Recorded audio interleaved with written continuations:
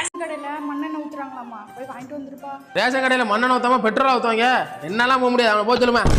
குடும்ப அட்டைதாரர்களுக்கு பொங்கல் தொகுப்புடன் 3000 இது 3000 பணம் ஒதுக்கி திடீர்னு ஐயோ இல்ல கால் வலி என்ன பார்த்தா தாயா கொன்றாங்க நாயா.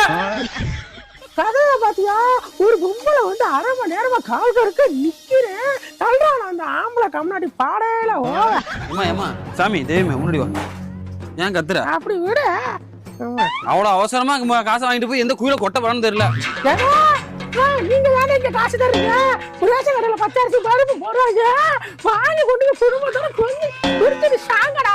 குடும்பத்துறையா என்கிட்ட வந்து குடிக்க பாக்குறியா ஆளு? அம்மா தாயே வாங்குற காசுல 1000 ரூபா கொடுத்துறேம்மா, கம்முன்னு இருமா.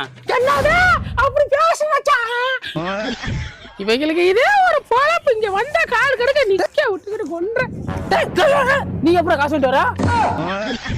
குடும்பத்துல உள்ள யார் கையில எடுத்தாலும் காசு வாங்கலாம். அது எனக்கு தெரியாது. கார் ஏன்